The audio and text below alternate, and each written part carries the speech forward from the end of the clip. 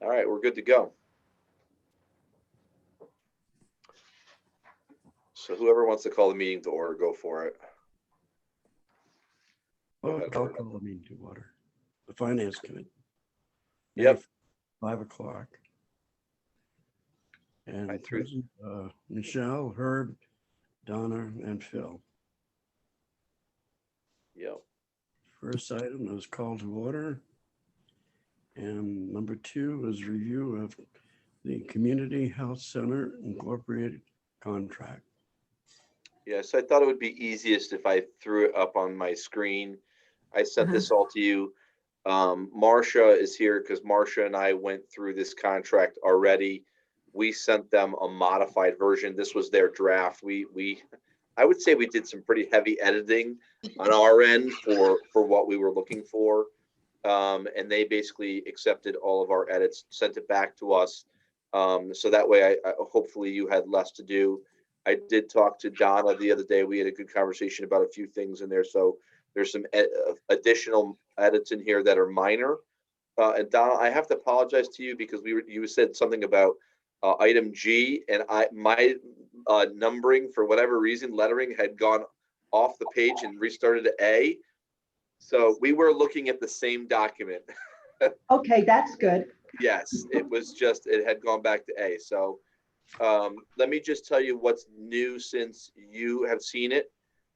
We took out, instead of writing health services throughout, where you can just say health services, we just wanted to be very clear that this was behavioral health services. So anywhere it says health services now, it says instead behavioral health services. So anywhere it's yellow throughout, we just add the word behavioral, so it's very clear that's what we're speaking to. Okay. Does it also include the word clinic? So this, the definition here, where it says behavioral health clinic services within the school, it refers to it there as the clinic instead of saying the school clinic or whatever. We could adjust that, but I think that's what the purpose of that statement was right there.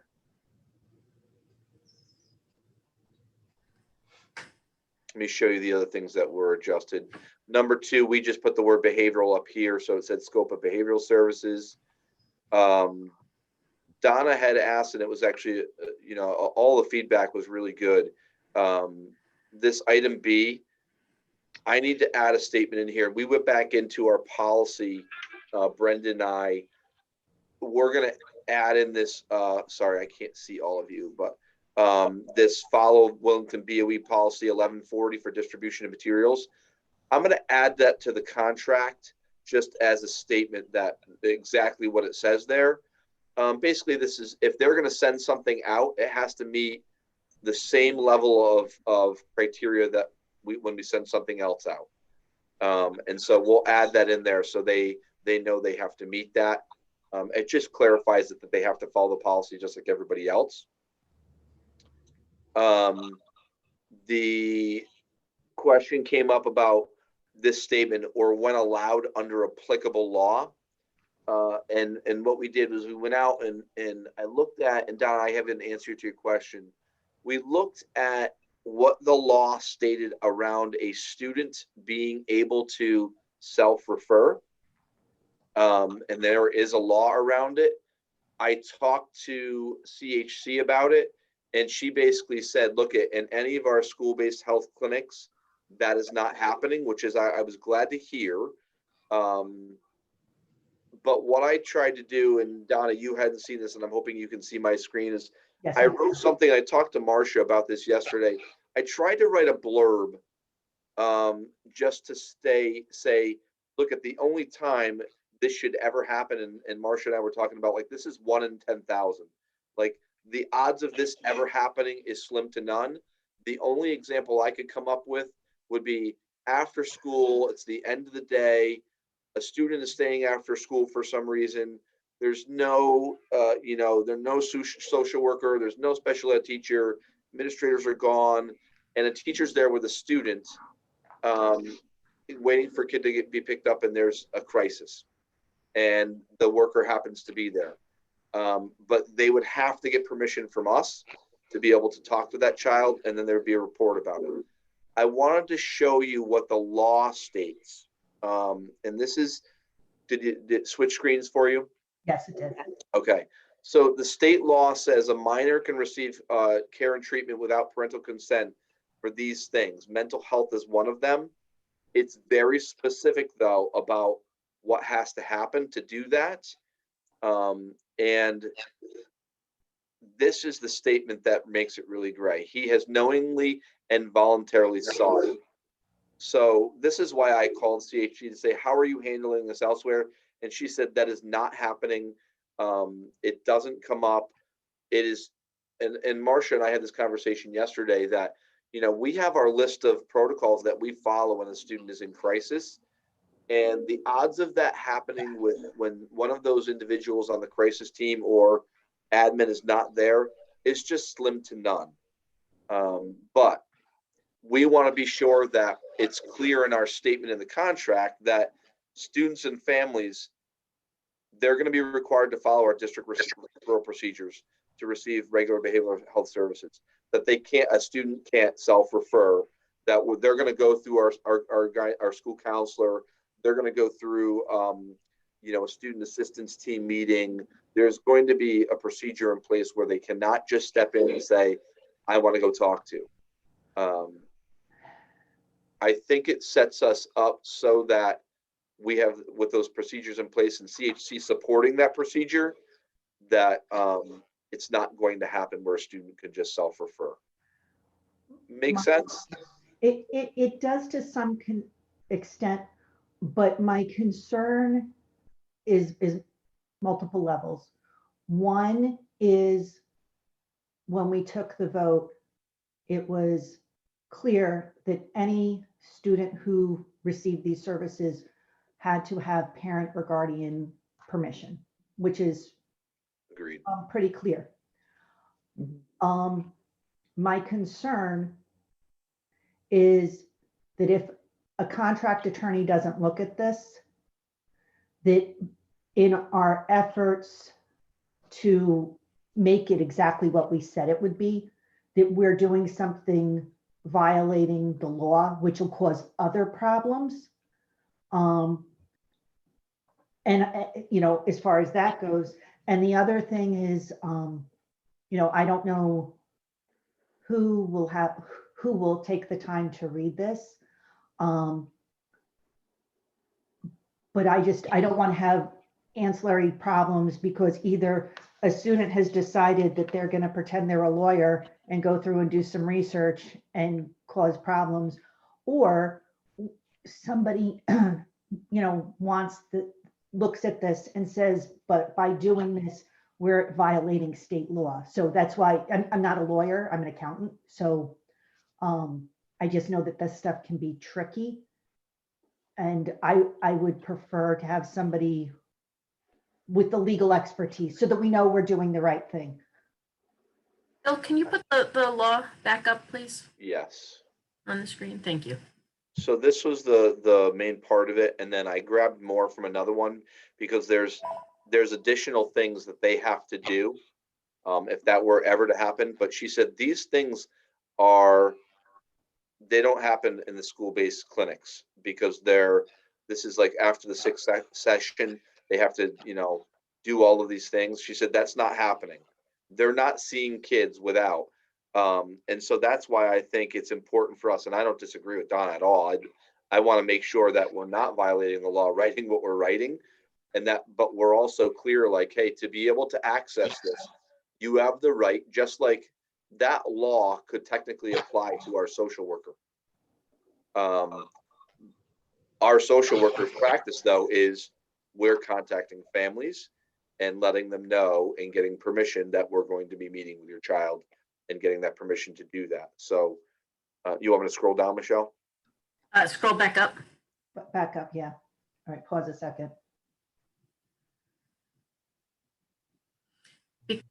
What the law here says is that the law permits it. It doesn't require it. So because the law permits it, we are allowed to put whatever controls on that we want. So we can't violate the law by adding additional requirements such as an administrator has to be present or notified or whatever. So That's how I feel too. But Yeah. that's where I agree with Donna that I want our attorney or someone who has contract language that is around this type of situation to make sure what we've put in there, just like procedural things. I mean, it's, we're going to have procedural things for our staff to say, for a student to be able to be seen by CHC, you have to do step 1, step 2, step 3, step 4, step 5, and get parent permission, and then, and only then, can they start services. And if you don't have those things in order, it's just like how Marcia follows to go to PPT for special ed. If someone hasn't done a step of intervention, or she sends them back, and as long as it's not a parent request, but sends them back and says, hey, we haven't done this piece. We need to make sure this is in place. Otherwise, we're going to get to PPT and we're just going to say, you don't have the process in place. You need to go back. And But- and look, if you go back, scroll it back up, just so it's stop. Okay. So when I'm looking at it and saying the state law allows this thing for a minimum of 6 treatments, if the mental health services can be provided without parental consent or notification, all right. So if I'm a student, I'm saying if I had to tell my parents, I wouldn't go. And the treatments clinically indicated, well, let's just use depression. So if I'm depressed and everybody around it says I'm depressed, and now you're concerned, the failure to provide would be serious detrimental to the well-being. I don't know, how long does untreated depression become detrimental? The students reached out for it, and they're mature enough to participate in the treatment. That seems like a pretty low mark. That almost anybody could meet that. And That's why I called. I thought so too. All right. I think that we have to go back to what the school-based health center requirements and regulations are, because they are not seeing students without parent consent. So although this is what the law states, we also have to really look at what their protocols and guidelines are, because I know that these school-based mental health services are not seeing students without parent consent. Right, but they have that, but that's what they have in the contract they want us to sign. If that sentence wasn't there, I wouldn't have even asked the question. Yep. But it's in their contract. does seem to me that the specifics in the way that the green highlighted section there in terms of an emergency or crisis. Oh, this, yeah. Yeah, the way that can, you want to have enough room in the contract that if a kid is suicidal at 5:30 and there's only 2 people there, that they're allowed to talk to them, That's what my right? perspective was. Okay. So I mean, the likelihood of that ever happening is really slim, but you want to make it clear enough that in the case of a true dire emergency, bureaucracy doesn't stand in the way of saving a life. right, and no matter if you act in good faith, you are actually protected in that situation. Yeah. But I think the point of this is to say we have a process, and we're not looking for students to jump that process. They have to follow the school process. And if everything, all the boxes are checked, then we support them in that. And Marcia said, she said, well, I think when we were talking yesterday, she said, what's the scenario that you're coming up with in your brain? And that was really the only piece was, a student who was suicidal, or having some sort of just, psychological break, psychiatric break. And a teacher's not equipped for that. They're going to call 911, support's going to come. If that adult is there, I would want them to support. And it's not that they're providing counseling, it's just that they're there to support, which means they have a connection to that student at that point in time. But, that's why I said a report written out, but I want to make sure it's clear that they have to follow the district referral process. So the only change I would make to the language in the green would be at the end of the first sentence, you need to make it clear that this section is about without the consent of parents. So you want to say, only in this case shall a student be seen by a CHC staff member without prior parental consent. Start that way. You need something there because otherwise it says that no, not at the beginning, at the end of the sentence. End of the sentence. Because otherwise what it's saying is, Oh, with. yeah. Tell me exactly where you want to put it. The end of the first sentence. Yep. Right there, member, yeah. So take away. So you're asking me without- to extend the sentence? Yes, extend the sentence, take away the period and add without prior parental consent.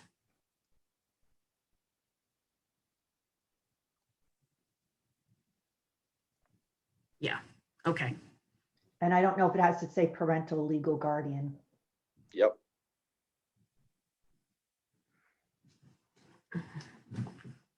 And then that'll have, that parental legal guardian thing would have to carry throughout the paragraph. Actually, you probably want that for the whole document, whatever it is, whether it's parent or legal guardian, so that's not just for this section. It probably applies automatically. But my point is if in something that's legal, you want to say early on, throughout this document, if we say parental consent, it may be substituted by a legal guardian. We could check that, but if you look in the paragraph above, it does say that. So, Parent or legal guardian, yeah, so we Yeah. could double check it's throughout, but it looks like it must be because it's there. right? So it must be the same language, though. You should be consistent. Yeah. Okay. All right. So can I move past this particular section? Yeah. Okay. The rest of this was just behavioral. There was a catch in here. We missed the dental statement, so that just is crossed off. We had a question about what this personnel meant. And Phil, can you go back to that one, please? yep. You deleting that? Yeah, because it had to do with dental. We didn't want it in there and we just missed Yeah, it. I saw, I didn't want that either. Go ahead. Okay. Yep, we just missed it.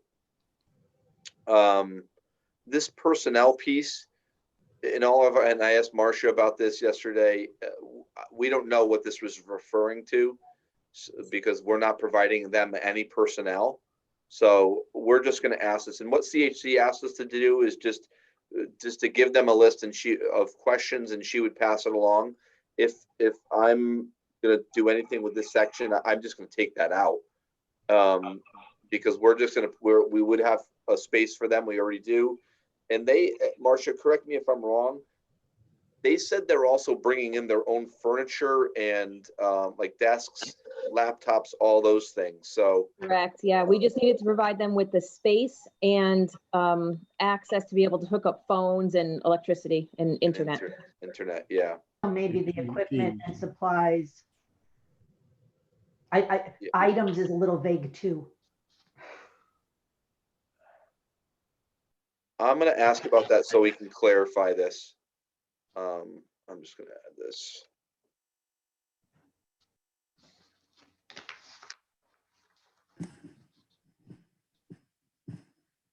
Okay. That's all behavioral. This line came out because it says as a healthcare clinic, certain shelved items. Again, that doesn't apply to what we're utilizing. All right, so that would come out.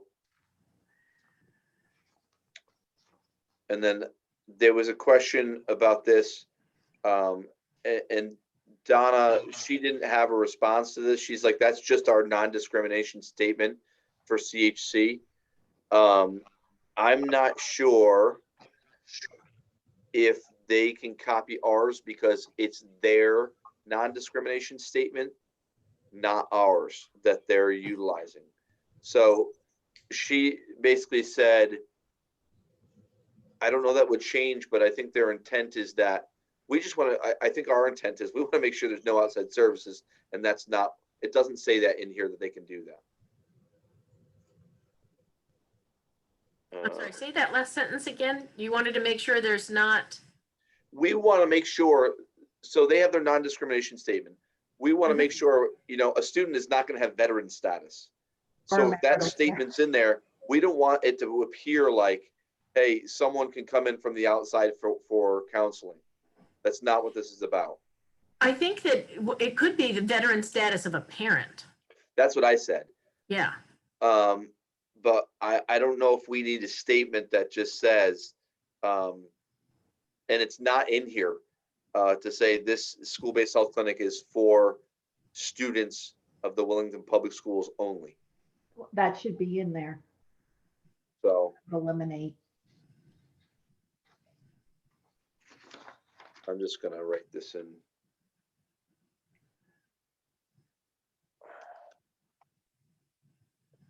That shouldn't go here. I know, I'm just putting it in here. I'll put it someplace Okay. else. Okay.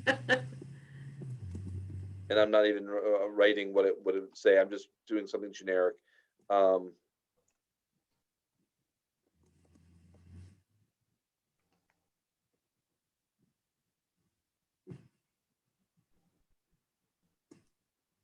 You guys are seeing how slow or fast I type here. Well, I think. No judgment. You're good.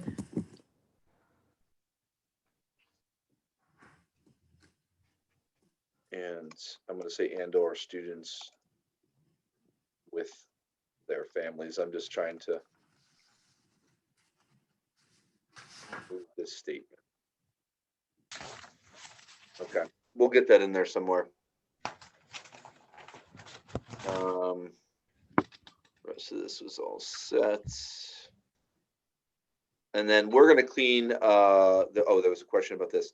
Donna and I were talking about this, 3 years too long. I'm not sure what this auto renewal is. And this is what I said, was because earlier in the contract, we can cancel, I think it's with 90 days notice.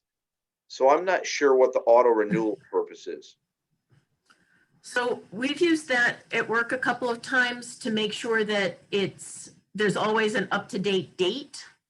You keep the 90-day clause there, or 30-day, or whatever your clause is for cancellation, but it keeps the dates in the piece up to date. So all you update every 3 years is you update it 3 years in the future. So it keeps it from being out of date.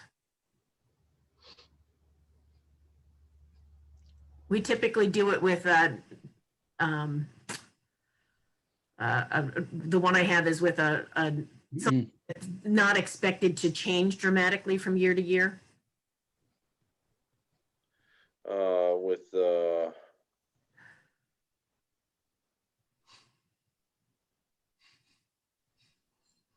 something like that. Is that better? No, it doesn't need, what it is that it just assumes that everything's, status quo and continuing, unless it's like an opt-out instead of an opt-in.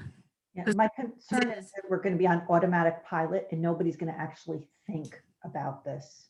Well, that's exactly the problem, is that if nobody takes another look at it, then you're 5 years in and nobody has an up-to-date agreement, but they've been working there for 2 years and everything's fine and you moved ahead.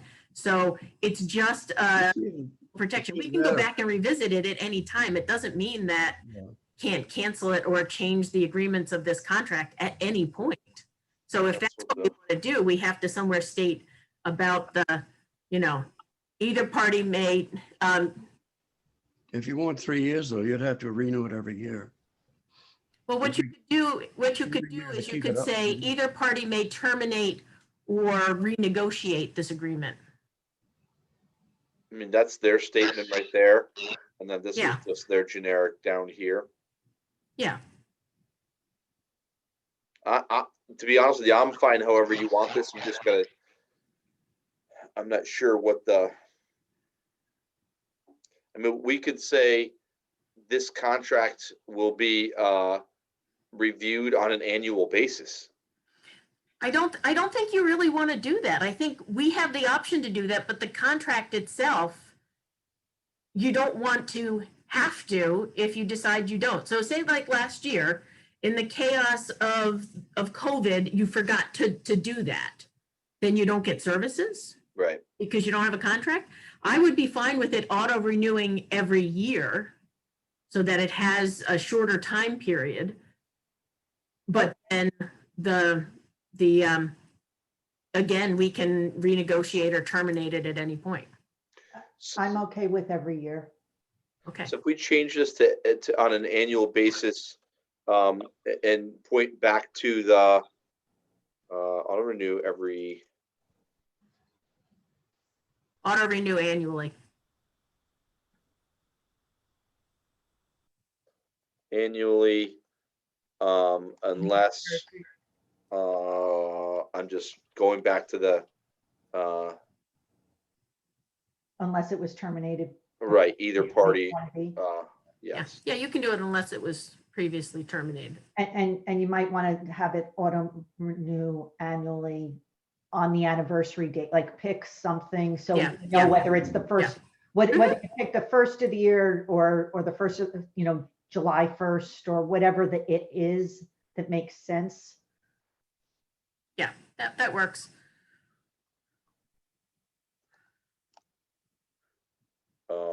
I would say unless otherwise terminated.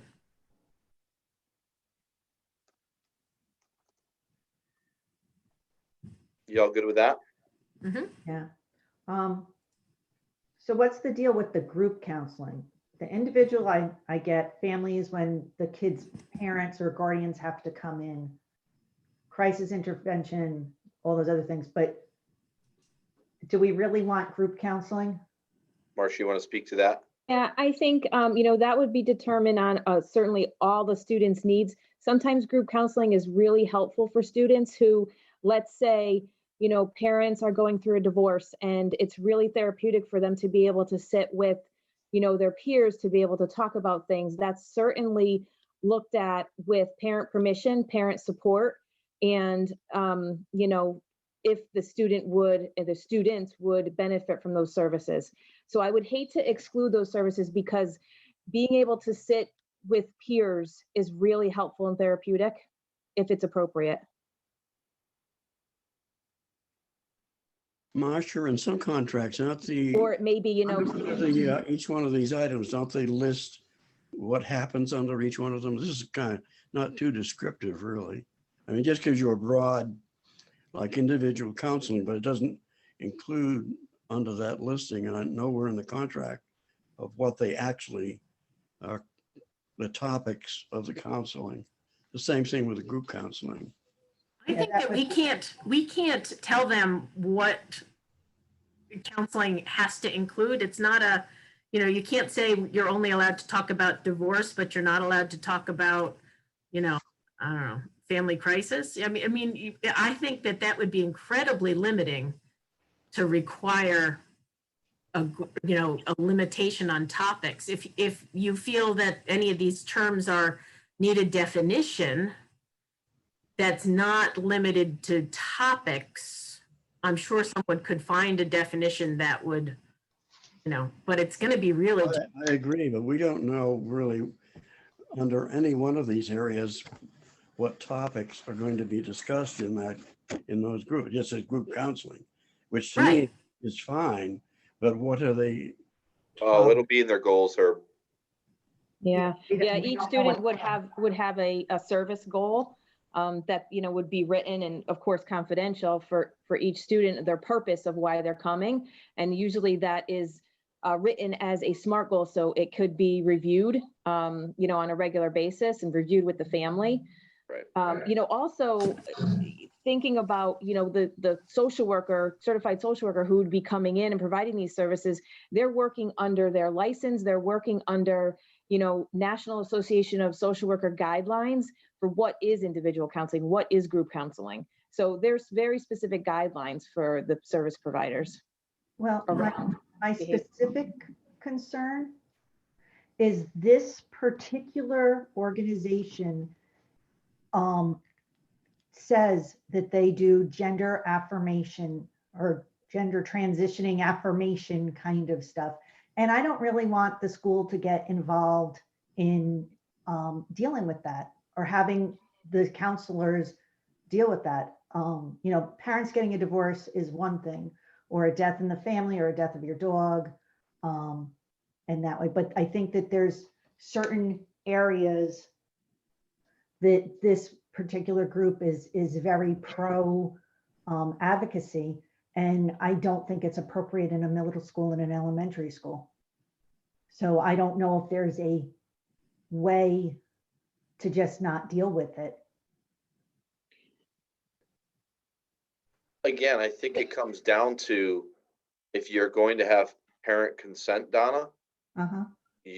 whatever those goals are, they are going to agree on those goals. I don't think this person is going to write a goal, and if the parent doesn't like it, then that's not the goal. I mean, they have to come to an agreement, just like what we do for special ed.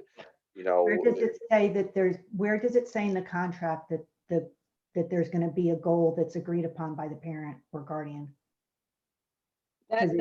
That is under, the National Association of Social Workers guidelines for social workers. So, we can definitely go back in the contract and look at that, but that is an expectation, a best practice, a requirement of behavioral health providers. Okay, so then if we added something like that in here, since they're already required to comply with that under something else, then we'd have it in here so that those of us who are not savvy about what the social workers are required to do by law can see that it's required. And that might eliminate some stress and concerns. Yeah, Phil, we might be able to go back and look at how we can include, NASW, National Association of Social Workers, into the contract. what I was And it looking might, at? professional standards, yeah, licensing, professional standards, and code of conduct. Where I lost it. Where was it? C. Right there. Providers shall provide behavioral health services consistent with the licensing and professional standards and code of conduct established for the particular discipline profession, which would be social worker, as social worker assigned. So that would be, so that it's stated there. Right.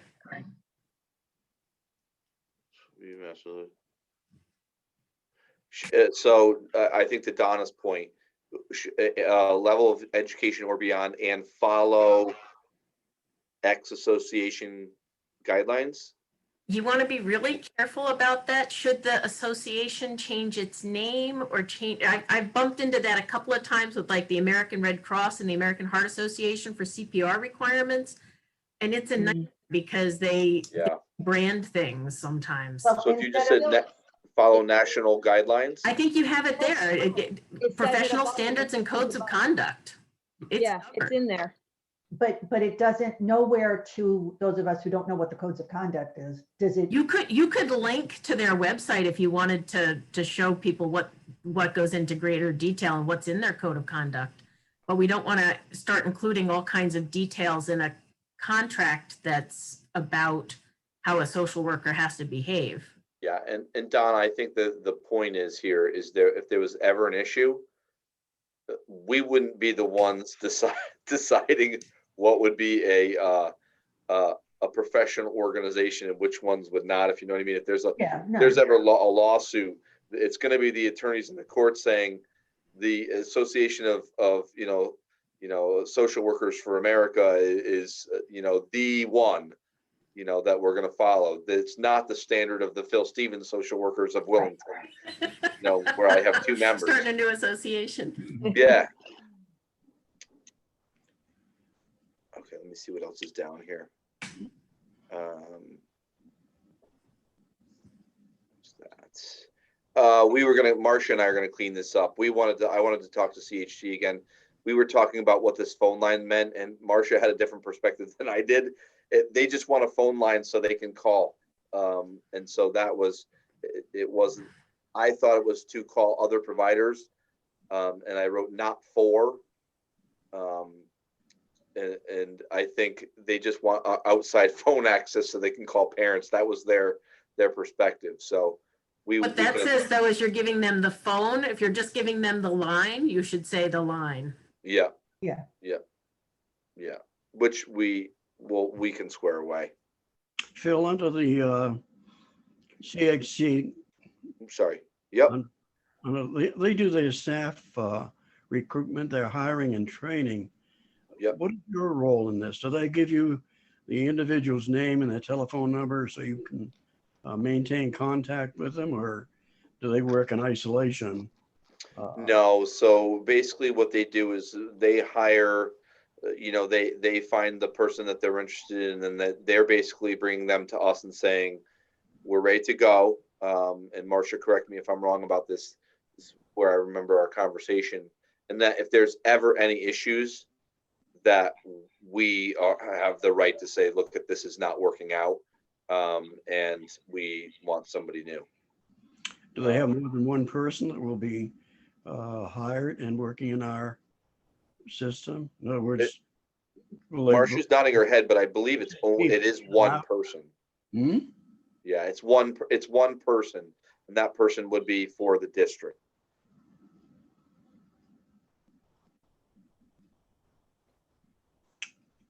And we would definitely be in communication and collaboration with that person. I will definitely be, working closely with this person to make sure that we are very much in line with our procedures, our policies for referral and, follow up, making sure that our staff fully understand how to properly access this person, because, referrals cannot come from teachers. It has to go through the proper protocols and procedures. So I will definitely be working very closely with this person.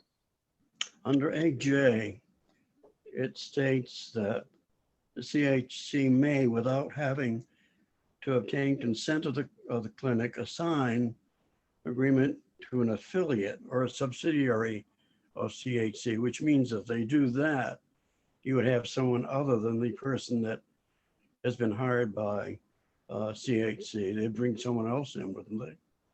Oh, it says not. That's in the contract. What, doesn't it say not assignable? They're basically saying that they can pick who they want to hire because it's their employee. Why we have the severability issue here is that if it doesn't work out and we say this is not working out, they don't have a home here. That's not good for them.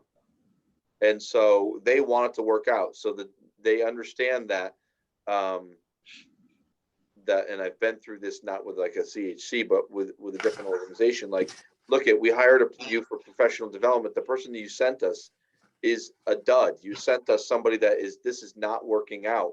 We need the quality that we expected, and they send us somebody new. And so they have the right to change the person, which they don't like to do. If they change the person, there's probably a reason why. And it's either because of us asking for it or saying this is not working out, or they need to change. But the idea was to have some level of consistency. Good night. Some level of consistency for the person that we have. I agree that we probably will have that, but this statement that you've highlighted here simply says assign the agreement to an affiliate or a subsidiary, which means that we could get a different person in if that is done, and they have the option of doing that. Correct. The way I read that was a little different about was that, for example, if they were going to hire a person, they could decide to hire, say bringing in another agency and hire from them, typically, if you're having a busy year before you hire more full-time staff, maybe you bring in another organization that has some extra staff, you do some staff sharing, but that's usually for an entire year at a time. When I read this, what I thought was that the affiliate might be a way that they might hire someone without them being a full employee of theirs legally. So I don't think that it's like mid-year they're going to say, oh, we think that Bob Smith is going to go to this other program, and every week they're going to change it to a different affiliate. Did I read that wrong? I thought they were saying what the affiliate was, like CHC is the company we're dealing with now. So maybe they have an affiliate ABC. So instead of CHC coming in, ABC would be coming in, but that wouldn't be allowed to happen unless there was written consent by us. I thought that that's what it was saying. So that we couldn't, it would still, like, CHC may have different employees that come to us, come and leave, but it's still under the CHC umbrella. But if they have a related party or an affiliated company, that they couldn't start having the ABC company coming in without us accepting that. But I might not be reading that right either. Could Okay. this be maybe on our part that if we wanted another company to come in and also provide service? No, I don't think this is like a non-compete type of a clause. I think this is more about who they would bring in to help meet the requirements of the contract. Yeah, I'm sure they've done it before, otherwise it wouldn't be in the contract. It also allows them as an agency to set up subsidiaries. Legally, sometimes you want to have, different agencies in different places or, But it's all under the umbrella, right? without having to then rename everything and Correct. renegotiate every single contract. Correct. Well, that was just my intent to go through quick what has changed since last time. Any other things that in specific that you wanted to talk about? Yeah, there's one point, it's on page 4 of the contract, under E. You may have addressed this already, Phil, I don't know. It's kind of confusing to me.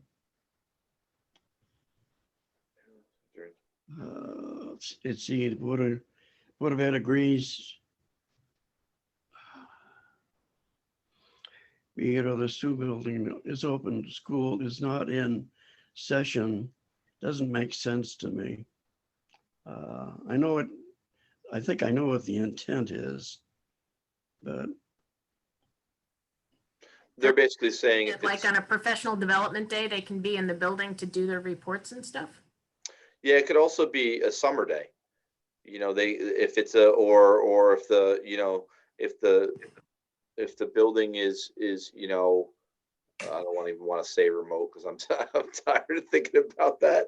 I would say a summer day is a good example of it, that, they can still access the building to get their materials and use their office space. But are they going to use it for servicing of clients or? Only if it's connected to the Wellington Public Schools. If they, Only when school is open. so the only people they could provide service to in the summertime would be our students. Even if we were closed for the summer, schools out, if there's a student that has been recommended and parents agree to it, Marcia, you can chime in if you think I'm missing something here, that those are the only people that they can support during the summer. Right, and they also talked about if they had a parent who wanted to come in for an in-person session, that they could offer some later hours than what we typically have the school open for, to allow parents to have better access. So if a parent could come in at 5, then, or 4 or 5, and they're available to do that, then they can do that. We wouldn't lock them out of the space to do that. Would that just be during hours that, like, there's a custodian in the building? Correct. So they're not going to be making, and I don't know what hours the custodians work, but say they're done by 7 o'clock at night. They're not going to be making 8 o'clock at night. They're done later than that, but we have control of their key fobs. we program their key fobs, so they're not coming in at 3 a.m.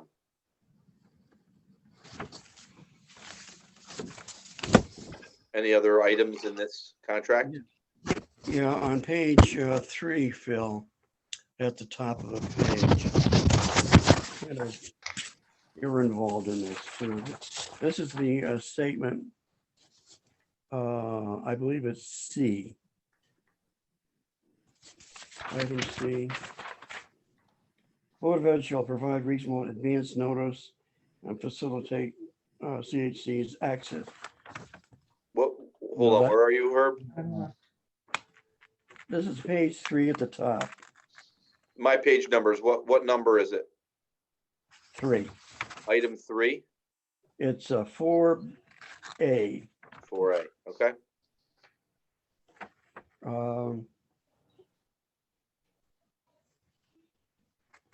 it involves disputes and the solving of them. And in the last sentence, it states that the superintendent of Wellington Schools, who shall be empowered to resolve all disputes. And I was wondering if the board would be involved in this, because it is a board contract. And if you can't resolve, then You would be the next step. to the board. Yeah, I think you would be the next step in that. I mean, I think that's,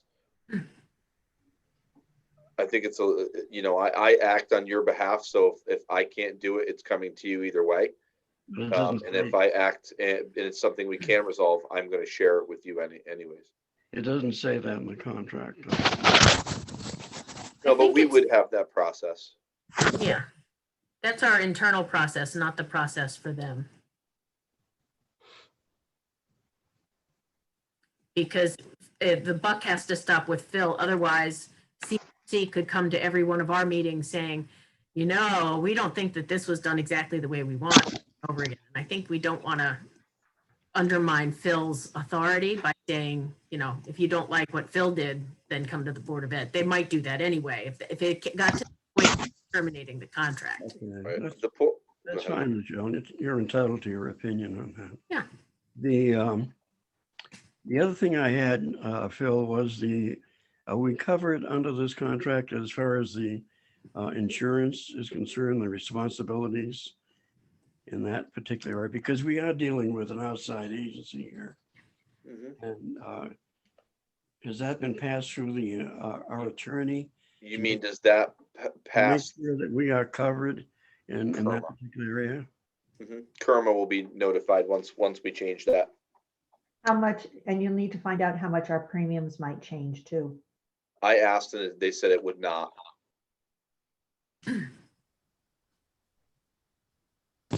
But I will get that from them.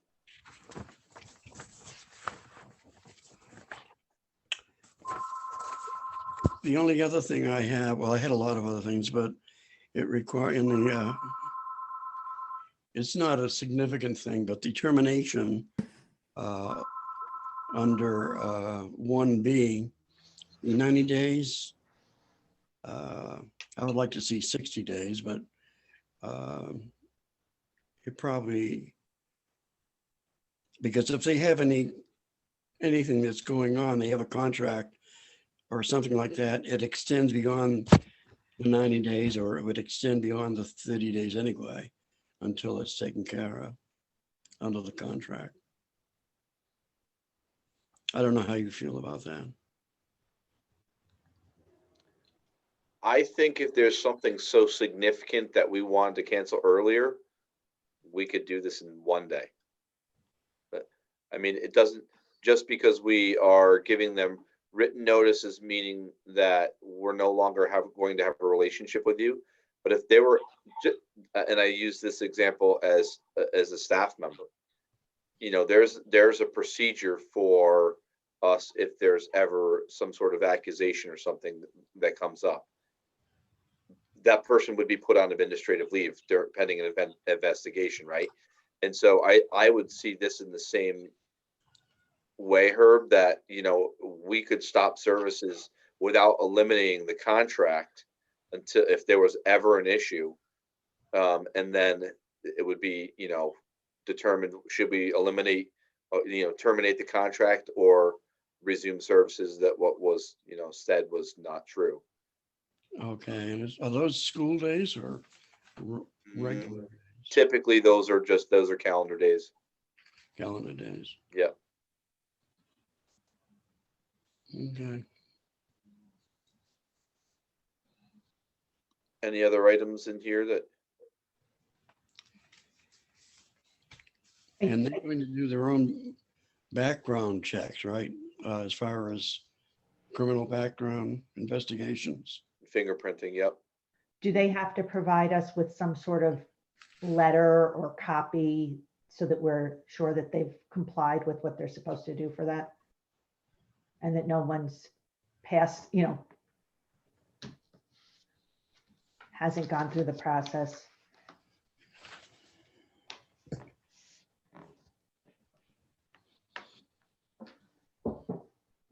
I can just ask for them for proof. I'll ask them that question.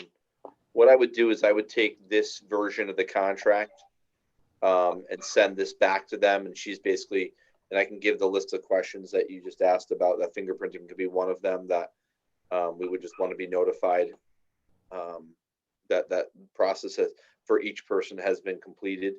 The background check, they might not be able to share it, but I would think it would be okay to share through my office.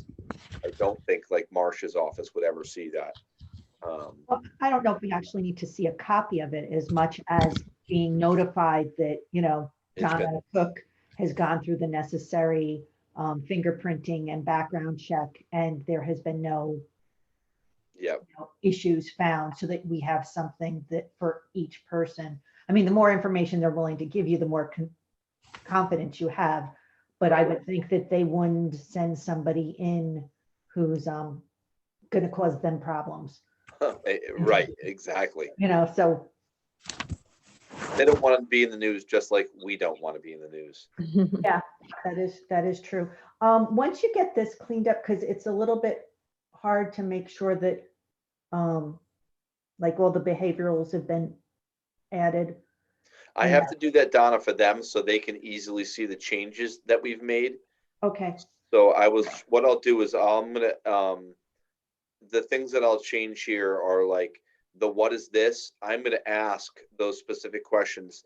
Like I'll have a separate document that says question for item 6A. What does personnel mean? And she may be able to respond to that and just say, no, it's let's just make that space and phone line or whatever it is. because items is a little vague. Yes, yeah. So I can clarify those things. Anywhere there's crossouts, they can see them. I'll move that statement. And what I'll do is whatever I send to them, I will send to you. And it's still not a done deal. Like you need it back. They need to pass it by their legal team, their legal counsel, and then it would come back to us for approval at the board level. Is that when you'll have the contract lawyer just look and make sure that we're not setting up a problem? I would probably do that now, to be honest with you. I think we're at a point where it's far enough where we could say, do you see any major red flags in this or things that would put us, at risk for what's in this contract? Phil, do we have, it's not part of the contract, but do we have any idea of how much this is going to cost us for? Because there will be some expenses for us in this, but maybe they're minimal, but. I honestly, what are you putting cost to? I mean, there's electricity associated with this, but that room is currently being used at both buildings anyways. New wiring, paper, equipment. No new wiring is going to be done. There's no new electric outlets that are going in. There's no renovation. They said they have their furniture. They supply all supplies like paper, and so they supply all of that. Yeah. So I couldn't come up with anything, Herb, where there's a cost because we're allowing them to use the space that we were using, but it's manageable for us, and for what we're getting out of the service, is significantly worth more to us. Well, there are hidden costs, but that's all right. And now the last question I have is in relation to evaluation of their operation.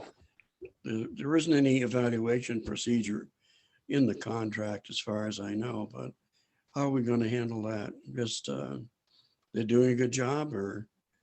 I think based upon my work with Jane so far and meetings with Jane, and Marcia chime in on this, they've been very receptive. I mean, when I called, boy, the days are blending together. Was it yesterday? She responded right back, was in a meeting, and said, I'll call you in a little bit. And I think they're very responsive. So, I can see something like this because it's important that we're definitely at least meeting, annually in the long run, as long as they're here. But I mean, if we had an issue, this is, Marcia and I have had questions already, and they've responded right away to a Zoom. They've gotten both the both individuals that are on our kind of what I'll call account right now. They've scheduled meetings with us right away. They've been very responsive.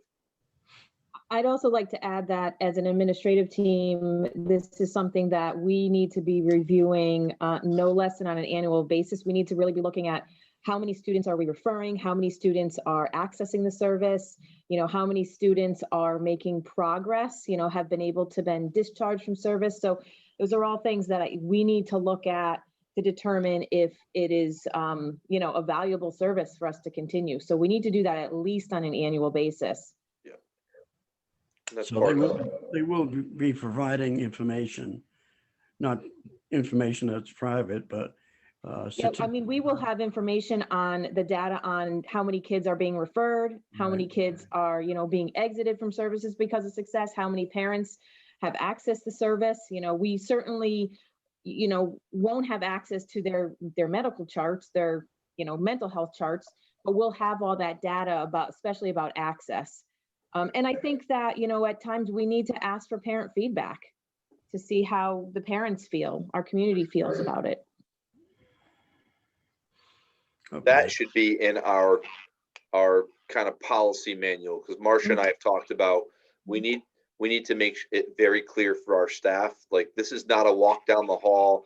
I'm passing this person in the hallway. Hey, let me talk to you about Johnny. You cannot do that.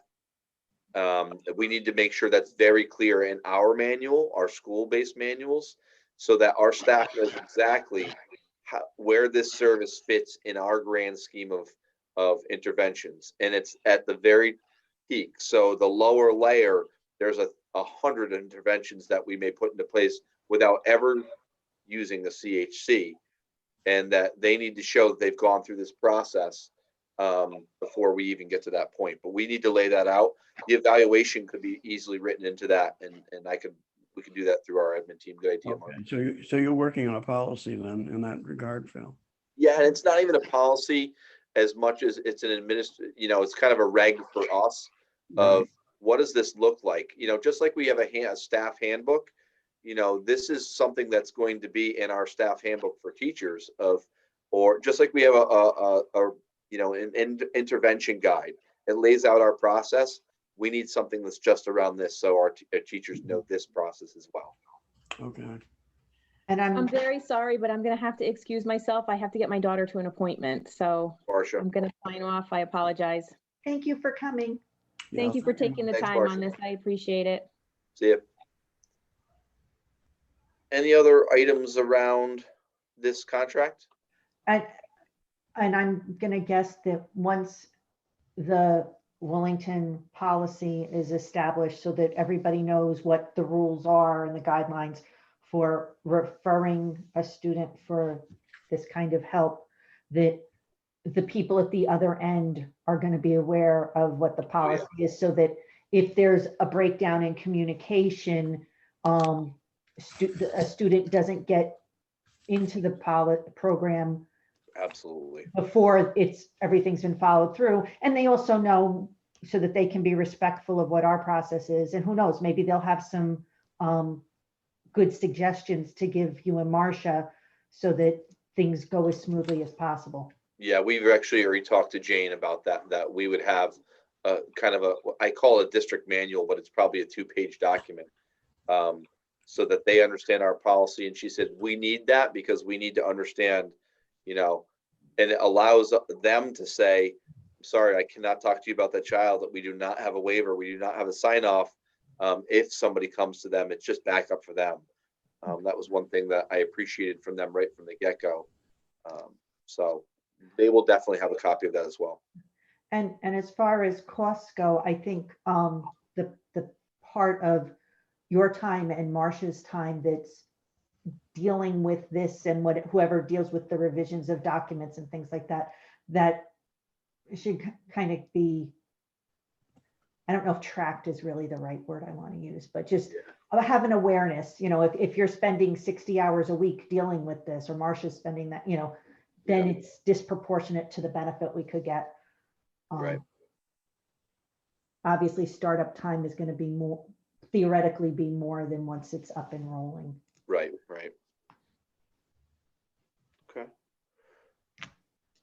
You want to change gears? The other things should be, I think you've covered everything on that part of the agenda. We'll move down to item 3, which is a review of the Sr3 Grant. I really wanted to just share with the committee what was in for items 3, 4, and 5, just so you were kind of in the loop. The Sr2 grant was we submitted the grant. These are the items that are in there. I shared this with the teachers union as well, so they were aware. Lexi is the phonics program. There's an offset in our budget around that. The utility staff is where the offset in our budget was for 21-22.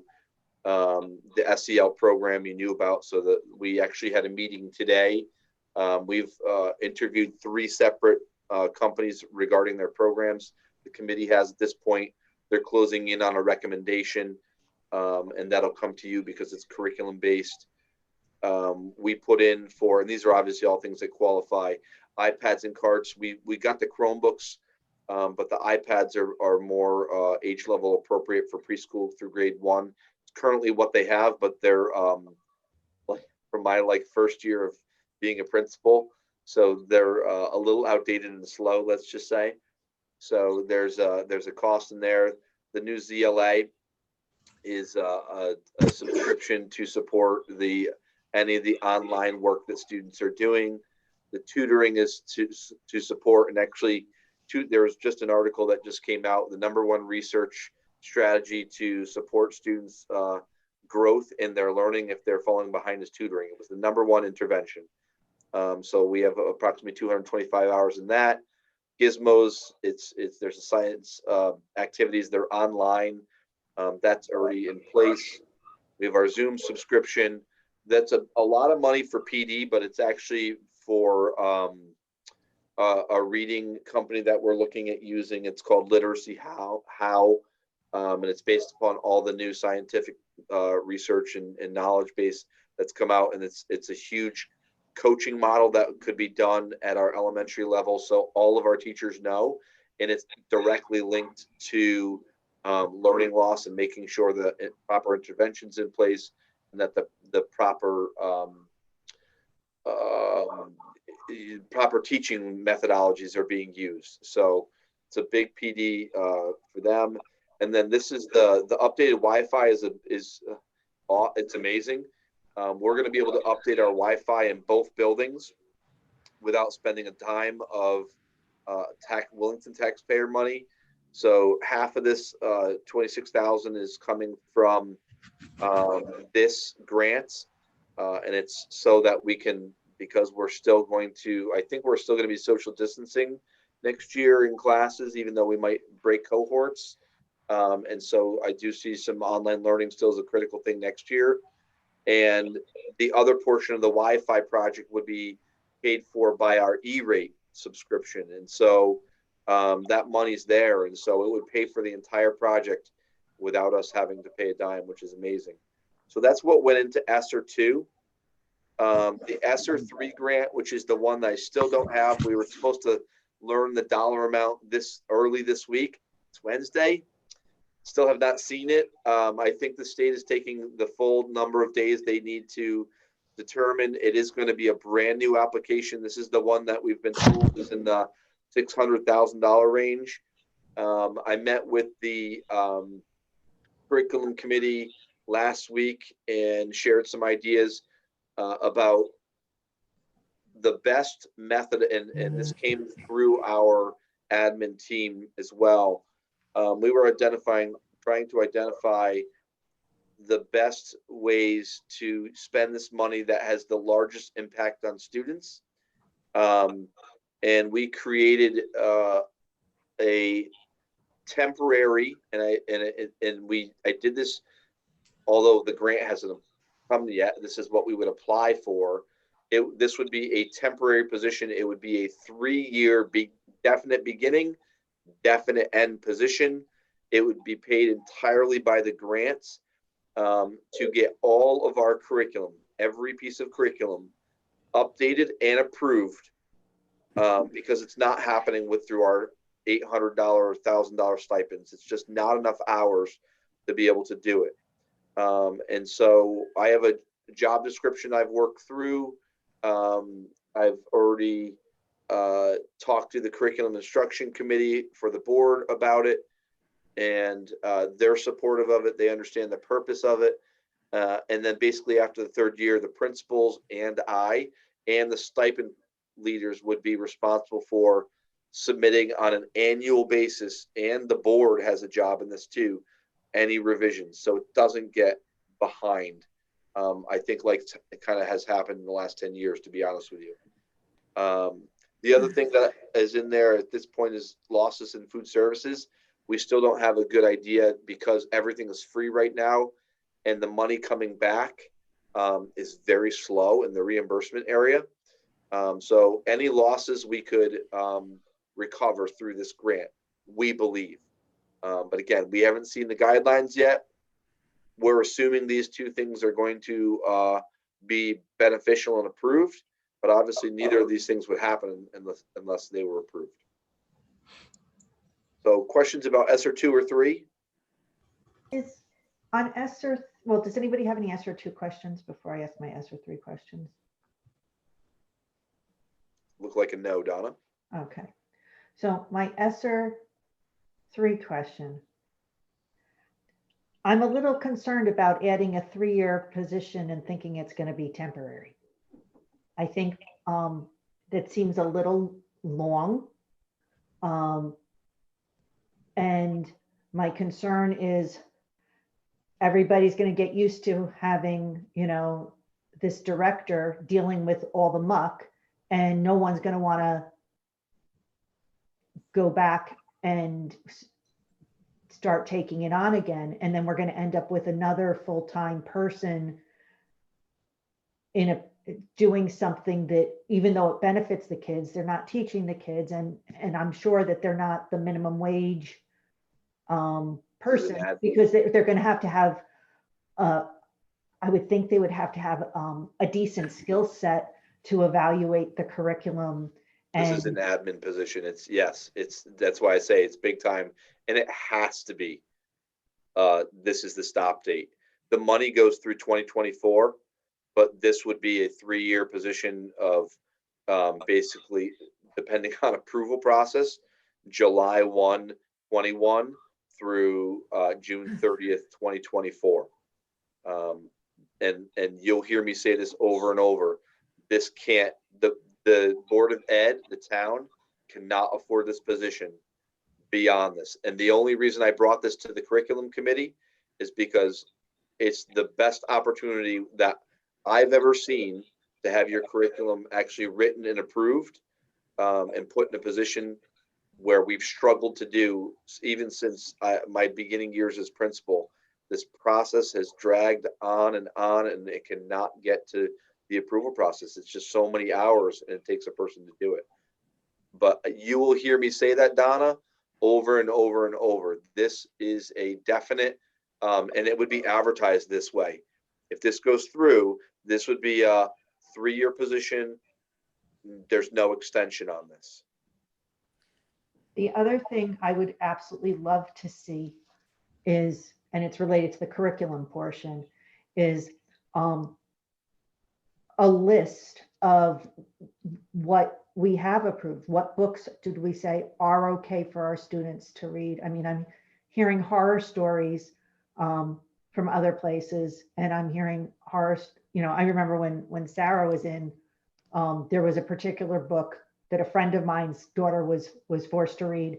And I actually went to the school and I said, is this on the list? And she said, yes, but I will never read it in my class, but it's used at the high school. And it was just, it wasn't something you'd want your daughter to see or read or have planted in her head. It's the kind of thing that I would think would send them to this community health-based service thing. And so I just think we need to be discerning about what's there, you know, not to wrap them in bubble wrap and pretend the rest of the world doesn't exist. but there's a balance in there. One of the job description items is to have every item that is approved by the board on the website. So you can see the curriculum and what texts are being used, that you can see all that information on there. That's one of the things we wrote into the position. And again, it's still in draft form. Nothing's finalized. Assuming that this is going to be a qualifying item, and I'm really looking at this from a learning loss perspective, that we need the strongest curriculum we can get in every area, and we need someone that is just focused on that is the only part of their job that they're doing. So I agree, it's got to be clear. I mean, it's got to be online. It's got to be there for parents to see, so you know what you're doing. It's, you've got to be able to see those things in your approval process. And maybe give the board some time. I mean, I don't know if how this is done in the past, but there's 7 of us. There's 8 grades plus kindergarten and pre-K. I mean, even if each one of us took a grade, it would still be an onerous task to actually look at the stuff and go through it. But I think we owe it to the kids to at least make an effort to do those things. Yeah, and that's the curriculum committee they're the ones that are responsible for going through everything, and then passing to the board, and when the board gets it, it's on you to determine at what level you want to go through it. But I agree, it's an important piece of the pie. So, Michelle? So I had a question about the timing for the 3 years. It's my understanding that the funds have to be obligated by the end of September, or the 3rd week in September, 2 school years out. So like 2.5 years from now. Are we able to obligate the entire salary and benefits in September so we can keep them for that 3rd school year? You know more than I do then. Okay, it's September 23rd, 2 years out. Is that for It sure? has to be obligated. It's what's in the law, unless they are able to make some adjustments in regulations, Yeah. which is possible. I think that would be considered obligated. They're just Yeah. looking to make sure that there's not going to have large pockets of money returned. But again, we will have to figure out how we put in the application. Listen, if 2 years is what we get, then 2 years is what we get. But Yeah. I would take, every moment we could to get this done. Yeah, just a question for Donna about the obligation of the funds before you put a job description out. Oh yeah, I won't put a job description out until the grant is approved. Yeah, but even if the grant's approved, the feds might still be changing the goalposts, right? Yeah. So, Yeah. No, we won't do anything until we know everything's, submitted and it's a go. Because I wouldn't want someone to make a commitment to something and then find out it's, it was a 3-year commitment when we posted it. And now it's a 2-year. Like, I want to know those things. And like I said, you have more details than I do, because I haven't seen that. And we were promised that early this week. And to me, Monday and Tuesday is early this week, and we haven't seen it. So. The law also says that 20% of the funding must be set aside for learning loss promotion. So this fits right in with that piece in terms of the recovery of the learning loss. Yeah. And even if not all the learning loss is loss, but it's acceleration to where we, should be and, have needed to be for a while. So I think that it makes a lot of sense for that. Do you think that there's enough people qualified to do this, that we're going to get somebody who's willing to take a position for 3 years or 2 years? I do. Okay. Yep. I do. And I think it makes sense. It's actually really good to have something where you've got multiple years, because otherwise you get it like halfway to the goalpost. So you do the elementary curriculum and you never get to the other piece. So having secure funding for multiple years, I think, is a rarity. So I would put this is a possibility for that. I would put very specific timelines and expectations on this person. This is what I expect to see, and the board expects to see in year 1. Yeah, they would have to start off with a very concrete plan and timeline of what we're getting when, exactly, and what it's going to take to get there. Absolutely. Yep. I just want to point out that maybe this is leading into 5, but those 2 items are not going to take up all of your Sr3 grant. No, but I will tell you, A is a lot. Yes. With but benefits in the, all of it. it's, and that's why, I mean, we have a list of things, and we're waiting to see, but those are the 2, and I mean, A is, could be $400,000. When you start looking at an When you add admin benefits. position with benefits, Yeah. it's, you know, you have to plan for family benefits. It may come in under that, but if with family benefits and an admin salary, and I wouldn't do this as a 200-day contract, I do it for more, because you can afford to and you get more work out of them, and it's more attractive. So.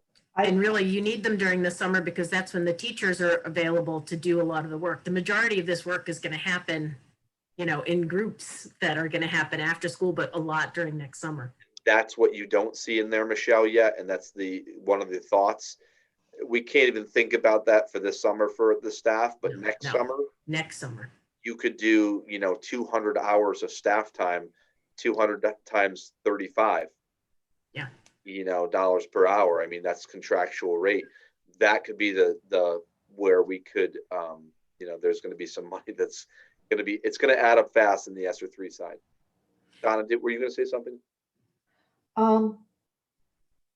I would hope that it would be a year-round position and not the same as a normal teacher position, because they need to get if I'm making this up, say it starts the day after school gets out, probably want it to start before that so that they have a chance to have a discussion with the teachers and a discussion with you to find out where the weaknesses are and where the strengths are, because you don't want to reinvent the wheel, but you want to get rid of the rot. And then they could work over the summer to get things headed in the right direction, and then meet with, like, I'm making this up because I don't know, but it sounds like you'd want to start with the earliest curriculum first and work your way up so that it builds properly, that they would need to meet with the pre-K, K, first grade teachers before the start of the year, to give them a chance to get up to speed before the students walk in the room. Right. And all of that stuff has to be approved by you. So that's why I say the big portion of this grant is item A. And it's just kind of, I wanted to share the thoughts with you so you weren't like, where in the world did this come from? Because you're the finance committee. You know, when it's smaller things, I kind of tend to do them. When they're bigger things like this is a, you know, an important piece of dialogue, but all of those things would happen. There'd be a plan in place of when we're bringing in teachers. And obviously the hiring depends on funding. I am not comfortable hiring someone if the funding is not, until I see CSDE approved. I, just like I didn't spend grant money, or, you know, some people spent their grant money early on with the Corona funds. I didn't spend a dime until I knew it was there. So no, items 5 is really, we kind of have a what I'm going to call and Michelle, this is where you always give me a hard time and say, I want, like, what would you do if you could add more to the budget? These are the things that we've been talking about for years now. And it's just expensive. If I have funding at the end of this budget, which I may, really, because we've had so much grant money come through, that these are some of the things that have come up. And so I'm trying to get a sense of where the budget's at for your next meeting, but these are some of the things that we're looking at. The classroom FM systems were put in well, actually, to be honest with you, when I was a teacher. FM? So it's basically a voice amplification system, and it's a special system. So when you talk, you're wearing a pendant microphone, and it doesn't sound echoey. It's just really good for, there's so many studies around it for the person's voice, but also for how it impacts learning, because it feels like the teacher's talking to you without raising their voice. And so those systems are so outdated, we can't get parts, but it's been super expensive to replace them. We've just been holding off. If there's funds to do it, we will. I know that Amy Redding has been really pressing me to get some new furniture in the Hall School Library to invite students in. And so we're looking at things that are wipeable, washable, fire resistant. And, you know, as you can imagine, those types of materials, items, you're talking about a $2,000 chair, because when they meet the criteria that's required for schools, they are big bucks. And so we're looking at that. And then we've been talking about smart boards for years and not had a good solution. Our smart boards are from 2007. They came through a grant, and I would say 90% of them, maybe more, are original, and they're starting to fail. They're also have projectors. And so we have Novus looking at either another version of a smart board or something that, you know, if we could replace a portion of them with some end of the year funds, it would make sense to do that. So this just, I wanted to give you an idea of some of the things that we're looking at, that there's some funds at the end of the year that I would want to be able to do some critical things where we typically wouldn't have the budget to do those things. So FYI. Any questions about any of those items or any of the other items from tonight? That's it, Phil. That's all I got, Herb. Okay. Let's Anyone start. else have a last comment before we adjourn? I don't have anything else to add. Donna, you have a question? No, I said I don't have anything else to add. Oh, okay. Michelle, you're all set? Good. Okay, I'll move that we adjourn. I seconded. Okay, thank you, Phil. 6:23. Thanks all. I appreciate it. Have a great night. You too. Good night. Bye-bye.